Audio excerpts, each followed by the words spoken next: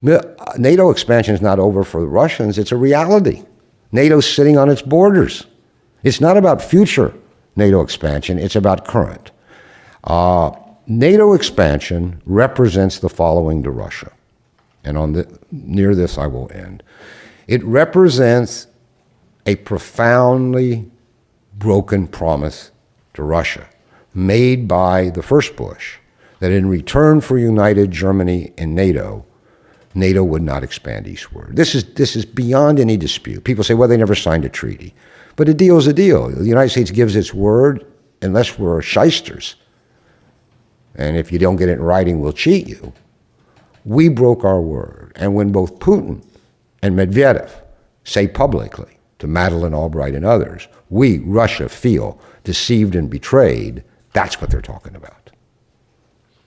So NATO represents, on the part of Russia, a lack of trust. You break your words to us. To what extent can we trust you? Secondly, it represents military encirclement. If you sit in the Kremlin and you look out at where NATO is and where they want to go, it's everywhere. It's everywhere on Russia's borders. But there's something even more profound that's a taboo in the United States. NATO expansion represents, for the Russians, American hypocrisy and a dual standard.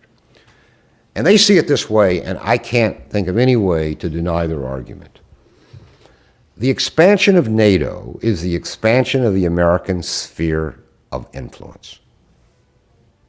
Plain and simple. Where NATO goes, our military force goes. Where NATO goes, our arms munitions go because they have to buy American weapons.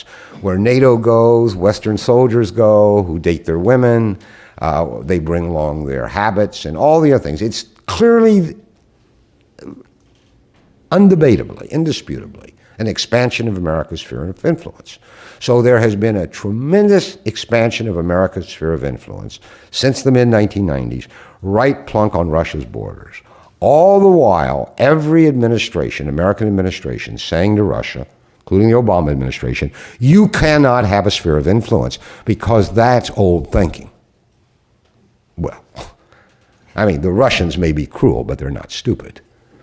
In other words, what they say is, we can now have the biggest sphere of influence the world's ever seen, and you don't get any, not even on your own border. In fact, we're taking what used to be your traditional sphere of influence, along with the energy and all the rest. It's ours now. Again, this idea of a winner-take-all policy. This is the enormous resentment in Russia. The relationship will never become a stable cooperative relationship until we deal with this problem. Does it mean Russia's entitled to a sphere of influence? I don't want to speak for Jack Matlock, but Jack thinks yes, depending on what you mean by sphere of influence. They can't occupy countries. We had a Monroe Doctrine. I don't know what that meant. But the point is that until this is worked out, the relationship will never truly be post-Cold War.